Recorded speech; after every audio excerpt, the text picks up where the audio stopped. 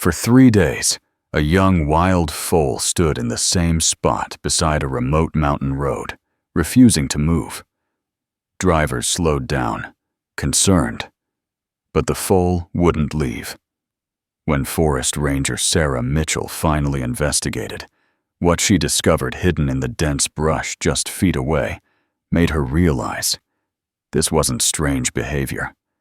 It was loyalty beyond anything she'd ever witnessed.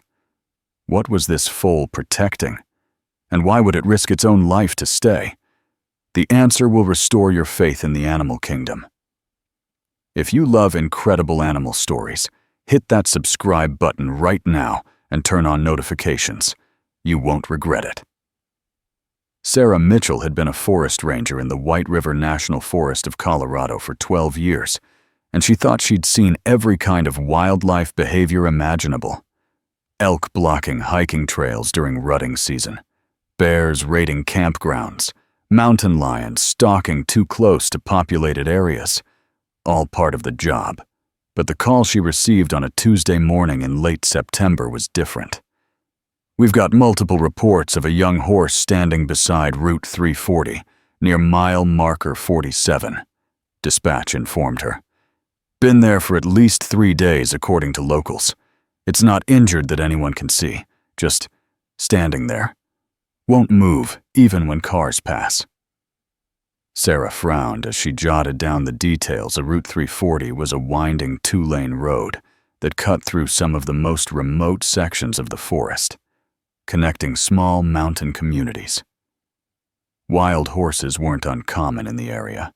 A small band of Mustangs had roamed these mountains for decades, descendants of ranch horses that had gone feral generations ago. But wild horses were typically wary of roads and human activity. They didn't just stand beside highways for days at a time. "Any signs of distress?" Sarah asked. "Is it limping, showing signs of illness?" "Negative," the dispatcher replied. "Multiple callers say it looks healthy, just refuses to leave that spot. A few people tried to shoo it away for its own safety, but it won't budge. We're worried it's going to cause an accident or get hit by a vehicle." Sarah grabbed her gear and headed out. The drive to mile marker 47 took about 40 minutes, winding through stands of oak, aspen, and pine, the fall colors just beginning to paint the mountainsides in gold and orange. As she approached the location, she spotted the foal immediately. It was standing about 15 feet off the road's shoulder, near the tree line. The foal couldn't have been more than 4 or 5 months old, with a reddish-brown coat and a small white star on its forehead. Its posture was alert, ears forward, but it wasn't grazing or moving. It simply stood there, occasionally shifting its weight, but never wandering more than a few feet from its position. Sarah pulled her truck onto the shoulder and approached slowly, speaking in low, calm tones. "Hey there, little one. What are you doing out here all by yourself?" The foal's ears swiveled toward her voice, but it didn't run. That alone was unusual. Wild foals were typically skittish around humans, especially when separated from their herd. Sarah stopped about 20 feet away, not wanting to spook the animal, and observed. The foal looked healthy enough. Its coat was in good condition, eyes bright and clear, no visible injuries or signs of malnutrition. But there was something in its behavior that struck Sarah as profoundly wrong. The foal would take a few steps toward the tree line, then stop and look back at the road. Then it would return to its original position and stand, waiting. It was almost as if the foal was keeping watch over something. But what? Sarah's instincts, honed by over a decade of working with wildlife, told her there was more to this situation than a confused young horse. She needed to investigate further. Sarah spent the next hour observing the foal from her truck, documenting its behavior and trying to understand the pattern. Every 10 to 15 minutes, the foal would walk a few paces into the brush at the tree line, disappear from view for less than a minute, then turn to the same spot near the road. It never ventured far, never tried to graze properly, and never relaxed its vigilant posture. Other rangers had taught Sarah that unusual animal behavior always had a reason. Animals didn't waste energy on meaningless actions. Every behavior served a purpose for survival, reproduction, or social bonding. This foal's repetitive pattern suggested it was checking on something in those trees. Sarah radioed back to dispatch. "I'm going to investigate on foot.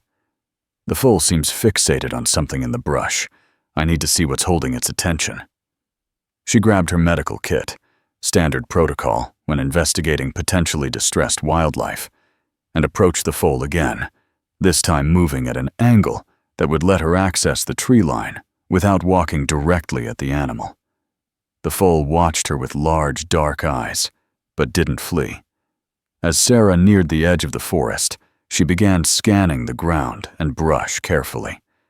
The area was dense with scrub oak, serviceberry bushes, and fallen logs, typical understory vegetation for this elevation.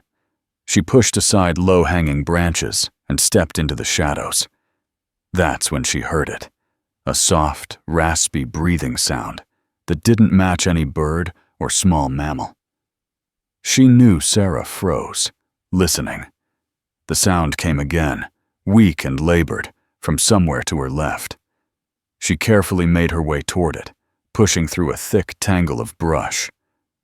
What she found stopped her in her tracks. Lying in a small depression in the ground, partially hidden by fallen branches and leaves, was an adult mare. The horse was on its side, clearly in severe distress. Its coat was drenched in sweat, its breathing shallow and rapid. One of its hind legs was trapped awkwardly beneath its body, and Sarah could see the unnatural angle immediately. A serious break, possibly compound. "Oh no," Sarah whispered, her heart sinking. This was the foal's mother. The pieces suddenly clicked into place. The foal wasn't confused or lost. It had been standing guard over its injured mother for 3 days, refusing to leave her side, even as she lay dying in the brush. Sarah immediately radioed for emergency wildlife veterinary support. "I need Dr. Carson out here immediately. Adult mare, severe leg fracture, signs of shock and dehydration. She's been down for at least 3 days based on the scene." The mare's eyes rolled toward Sarah, and she tried to lift her head, but couldn't maintain the effort. Sarah approached slowly, speaking in soothing tones. "Easy, Mama. Help is coming. Your baby's been so brave, keeping watch over you." From the road, Sarah heard the foal whinny, a high, anxious sound. The mare's ears flicked toward her baby's call, and she made a soft, nickering sound in response, using what little strength she had left. Even in her desperate condition, mortally wounded and suffering, the mare was trying to comfort her, while Sarah felt tears prick her eyes. The bond between this mother and baby had kept the foal in place for 72 hours, loyal beyond reason, waiting for help that might never come until now. Dr. James Carson arrived within 40 minutes, his mobile veterinary unit navigating the winding mountain road as fast as safety allowed. Sarah had spent that time trying to keep the mare calm and stable, offering water from her canteen, using a syringe to dribble moisture into the horse's mouth. The mare was too weak to drink properly, but she accepted the water gratefully. The foal had ventured closer, no longer afraid now that it seemed to understand Sarah was trying to help. It stood at the edge of the clearing, watching intently, occasionally calling out to its mother with soft whinnies that broke Sarah's heart. Dr. Carson was a compact man in his 50s, with gentle hands and 3 decades of large animal veterinary experience. He took one look at the mare, and his expression grew grave. He knelt beside the horse, conducting a rapid but thorough examination, while Sarah provided him with all the details she'd observed. "Compound fracture of the left hind femur," Dr. Carson confirmed, his voice quiet and professional. "She's severely dehydrated. showing signs of kidney stress. Probably hasn't eaten in days. Body temperature is dropping. She's going into shock." He paused, running his hand along the mare's neck. "Sarah, you know what this means." Sarah did know. She'd been a ranger long enough to understand that some injuries couldn't be fixed, especially in wild animals living in remote locations. A broken leg in a horse was often a death sentence. They couldn't survive without the ability to stand and move. The mare weighed nearly 900 pounds. Even if they could somehow splint and stabilize the fracture, she couldn't be transported without causing catastrophic additional injury. Surgery wasn't an option for a wild horse in the backcountry. "Euthanasia?" Sarah asked, her voice barely above a whisper. Dr. Carson nodded slowly. "It's the kindest option. She's suffering, Sarah. Has been for days. I can end that suffering quickly and painlessly." Sarah looked at the foal standing vigil nearby, then back at the mare whose eyes seemed to hold a desperate, pleading quality. "What about the foal? It's too young to survive on its own. Maybe 4, 5 months old at most. It won't make it through winter without its mother in the herd." This was the complication that made everything harder. Euthanizing the mare was the right medical decision, but it would be a death sentence for the foal too, just a slower, crueler one, through starvation or predation. Dr. Carson was quiet for a long moment, thinking. "There's a wild horse sanctuary about 2 hours from here. Clearwater Ridge. They take in orphaned foals, rehabilitate them. Some get adopted out to qualified homes, others join their permanent herd." He looked at Sarah. "But we'd have to catch the foal, which won't be easy, and it has to happen before we euthanize the mare. If we do this in the wrong order, the foal will panic and bolt, and we'll never see it again." Sarah's mind raced through the logistics. They'd need more people. Specialized equipment for safely capturing a wild foal and transport. But it was possible. The foal had already shown unusual trust by staying close. It was their best chance. "Make the calls," Sarah said decisively. "We're going to save that baby. Its mother didn't keep watch for 3 days just for us to give up now." Within 2 hours, Sarah had assembled a small team.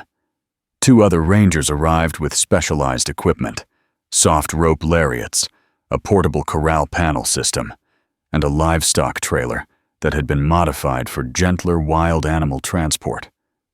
Dr. Carson had prepared sedatives calibrated for the foal's estimated weight, though everyone hoped they wouldn't need to use them.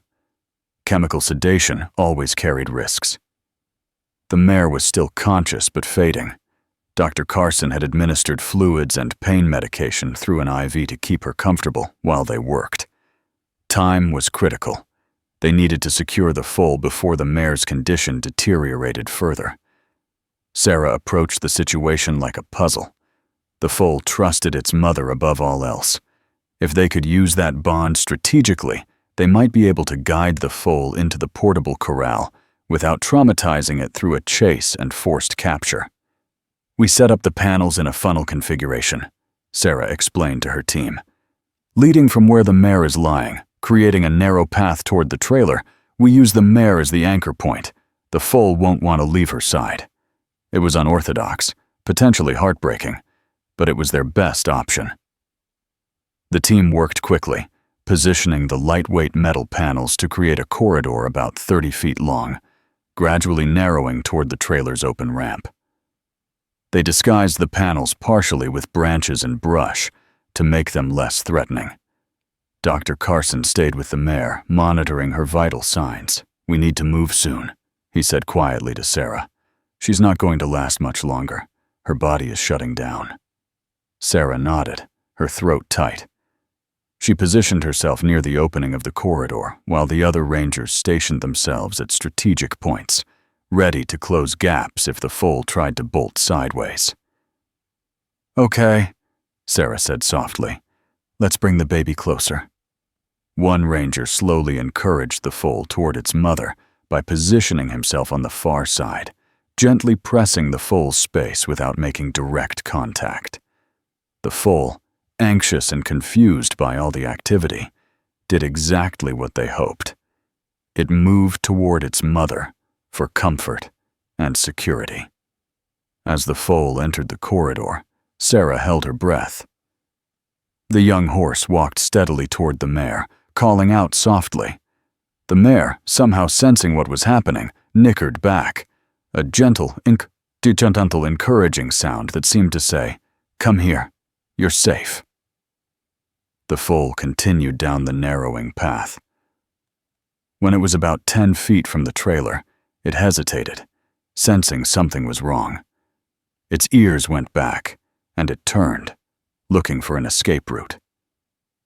That's when the mare made one final extraordinary effort.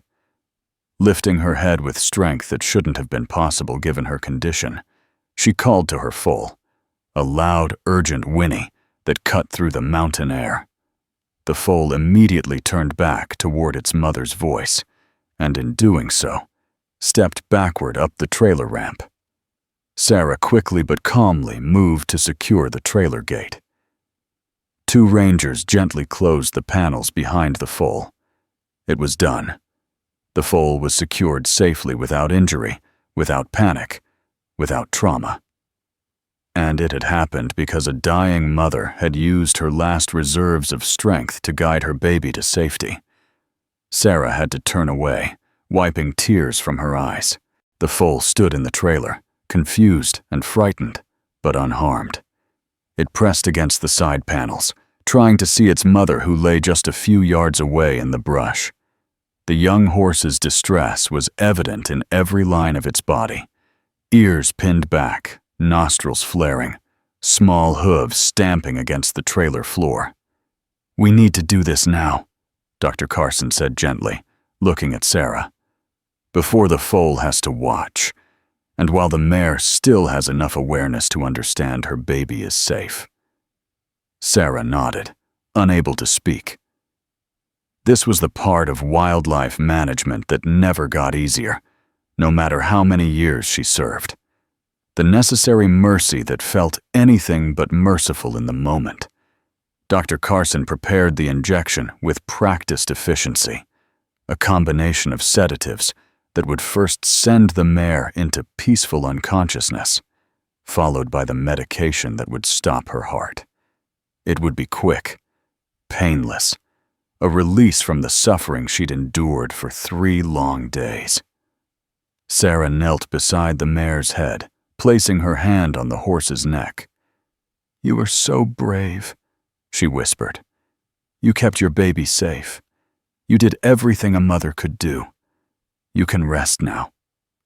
The mare's dark eyes seemed to focus on Sarah's face, and for just a moment, there was something that looked almost like relief. Dr. Carson administered the first injection, and within seconds, the mare's labored breathing began to slow. Her eyes grew heavy, the tension leaving her body as the medication took effect. "Sleep well, Mama," Sarah said, her voice breaking. "Your baby is going to be okay. I promise you. We'll take care of your little one." Dr. Carson administered the final injection. The mare's breathing slowed further, then stopped altogether. Her heart, which had fought so hard to keep beating for her foal's sake, finally stilled. The suffering was over. From the trailer, the foal screamed, a high, desperate sound that echoed across the mountainside. It knew. Somehow, it understood that its mother was gone. The young horse thrashed briefly against the panels before exhausting itself and standing still, trembling, calling out occasionally for a mother who would never answer again. Sarah stayed kneeling beside the mare's body for a long moment, honoring the sacrifice of this wild mother who had given everything for her baby. Then she stood, wiped her eyes, and walked to the trailer. The foal shied away when Sarah approached, but she spoke in low, calm tones. I know you're scared and confused, and your whole world just fell apart. But I made your mama a promise, and I'm going to keep it. You're going to Clearwater Ridge. You'll have food, safety, and other horses to be with. You'll grow up strong, just like your mama wanted." The foal didn't understand the words, but perhaps it heard something in Sarah's voice. The sincerity, the commitment, the grief that mirrored its own loss.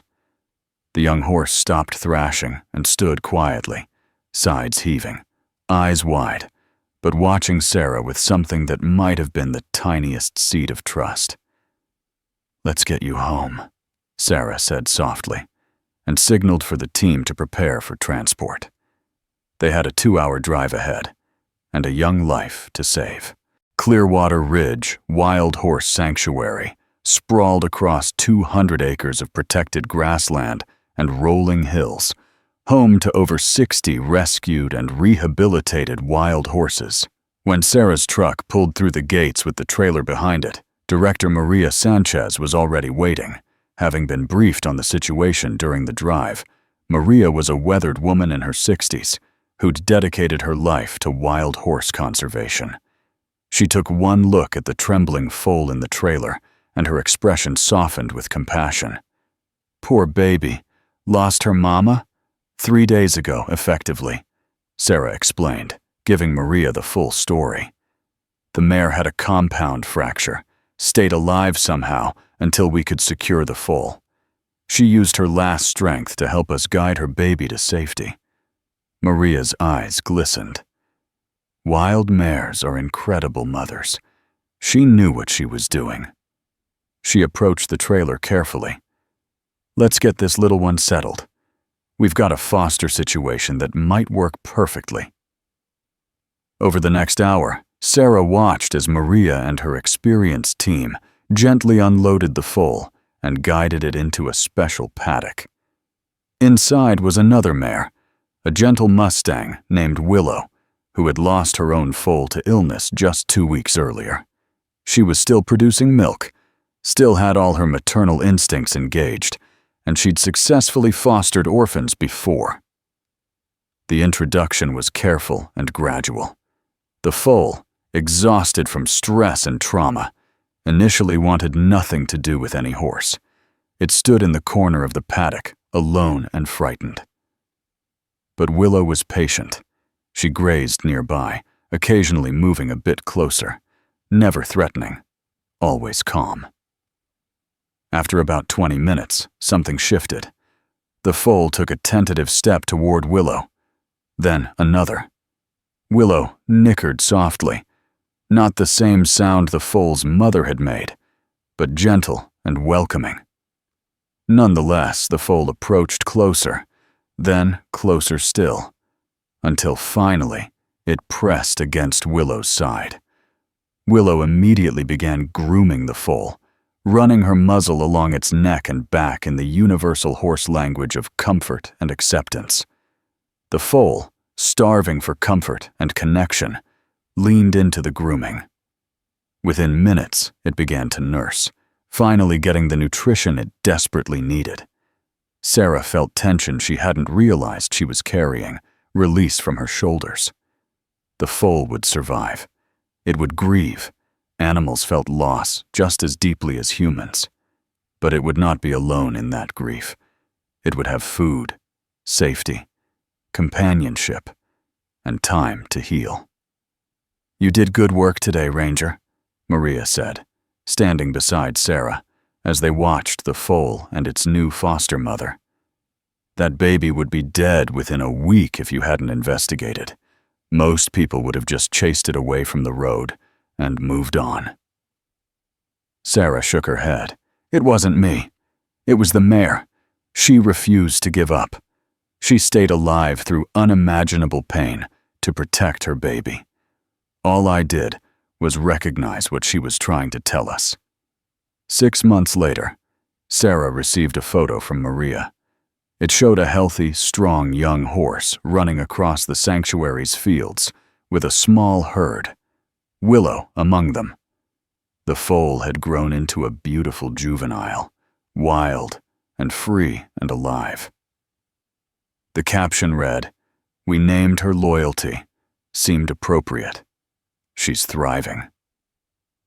Sarah smiled through tears, remembering the mare who had loved her baby enough to endure 3 days of agony, waiting for help that seemed impossible. That mother's final act of guidance had given her foal a future. Sometimes loyalty wasn't just a word. Sometimes it was the most powerful force in nature. If this story touched your heart, please give this video a thumbs up and share it with someone who needs to hear it today. Subscribe for more incredible true stories about the amazing bond between animals and the people who protect them. What's the most loyal thing you've ever witnessed an animal do? Share your stories in the comments below. Thanks for watching. And remember, every act of compassion matters.